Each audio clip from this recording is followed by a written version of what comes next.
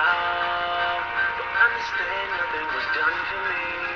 So I don't plan on stopping, no. I want this forever mine, ever mine, ever mine. Shawty, she got it all. It's telling that girl she the one for me, and I ain't even planning to talk. What's up, YouTube? Thanks for coming back to the show. You know I gotta have a little fun at the beginning. Here to talk about recap of Game 1 of the Eastern Conference Finals, Orlando Magic versus Boston Celtics. I'm not going to give you a whole bunch of stats because you can look up online and on the internet and ESPN for all that stuff. I want to give you my point of view and my breakdown of what I saw. And if you watched earlier, I did a two-part video on the matchups and who I think will win in my prediction. And I picked Orlando, and I'm not going to change that. But the Game 1 a lot of times really doesn't mean nothing.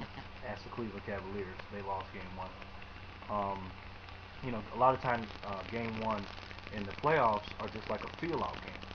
So, you know, and then once Game 1 is over with, you know, the coaches will go in and, you know, have time to look at the tape and see what they did and this, that, and third. Because a lot of people won't show you the same things that they'll show you in the regular seasons. The teams won't. So it's like a feel-out game and stuff like that. So I'm not too worried about the Orlando Magic losing home court advantage. They lost today, 92-88, in case you didn't watch the game. But I've seen a couple things in this series, or in this game, Game 1, that I didn't see in the regular season. Like, for instance, Dwight Howard. He concerned me today.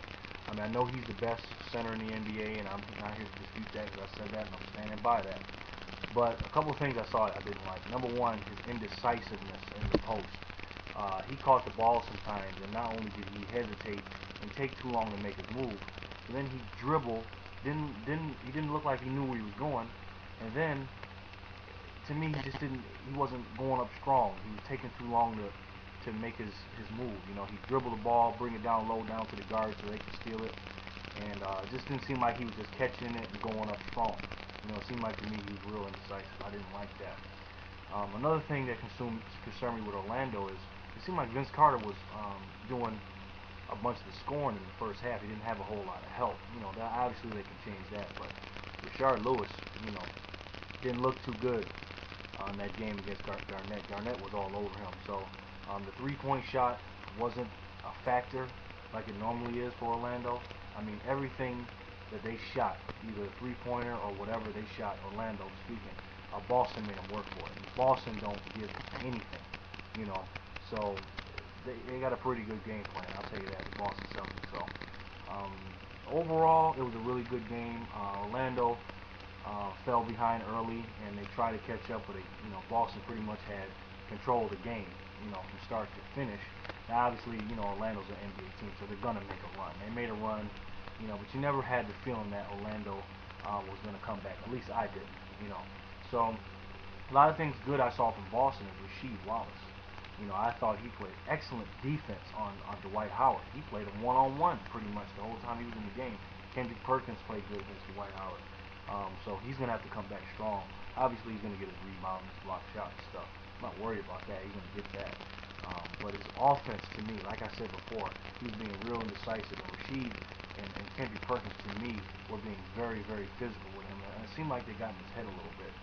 Another thing I noticed, too, difference between Boston and Orlando, in my opinion, is even though Orlando is a very good, experienced playoff team and championship caliber team, they don't seem like they have a leader.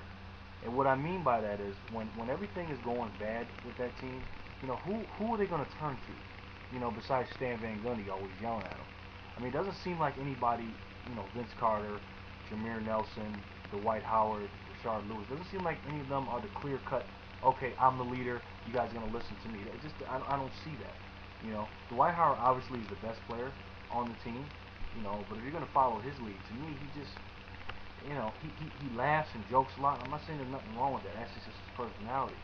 But he kind of reminds me of LeBron James, that aspect. I mean, he doesn't have that fire and that competitive spirit like a you know, Kobe Bryant or you know, Kevin Garnett or something like that. I just see him, you know, he's just very, you know, he just doesn't seem like he gets mad and gets angry.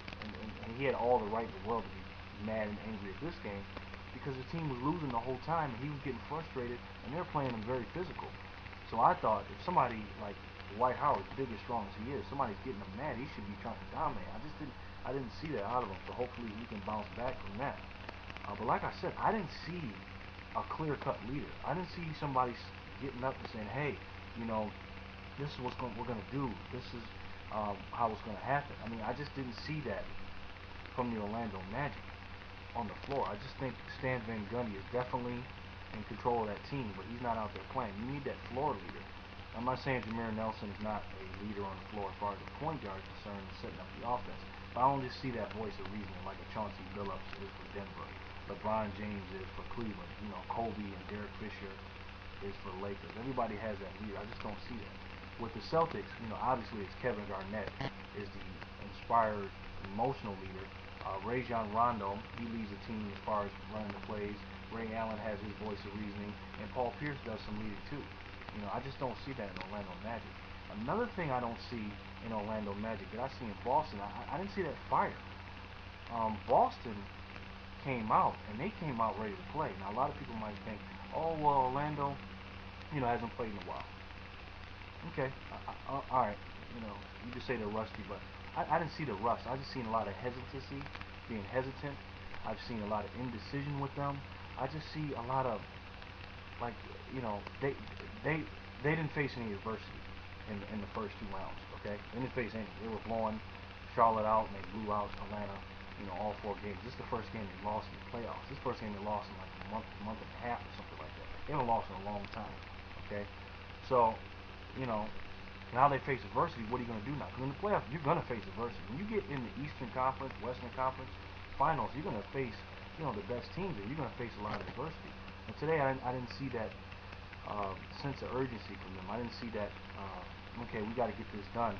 You know, even though they made their run and everything like that, I just didn't see that fire, like I said before.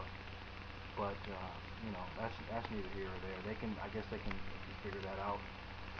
But so far, it's looking good for the Boston Celtics. Now, I'm not one of those people that panic over one game because this is going to be a long series. But I'm going to tell you this right now: if the Orlando Magic doesn't pick up their intensity, pick up their sense of urgency, and somebody to step up and say, "Hey, we're going to do this, we're going to do that," and be a leader. If they don't do those things, you know, because Boston's going to do it.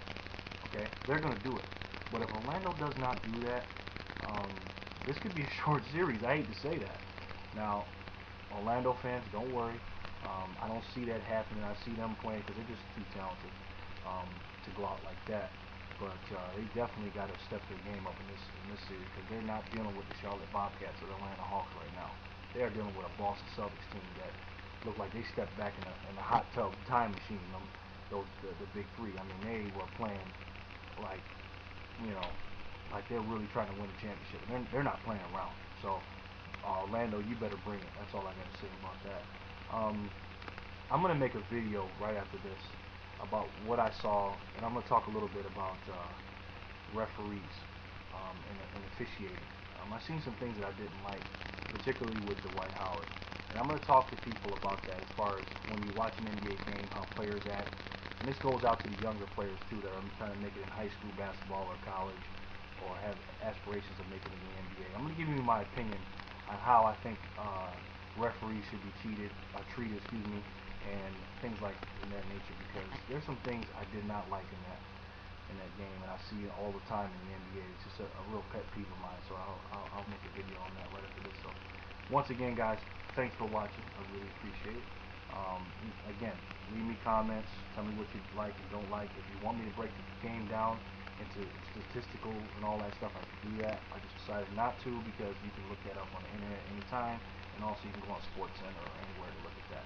So I'm trying to give you some things that you can't get from you know, ESPN and the internet and stuff like that, as far as just pure numbers. But if you want me to do that, I'll do that. Okay? Once again, thanks for watching. I appreciate it. Stay tuned for my next video on about referees, and I will talk to you soon. Thanks a lot. Have a good one.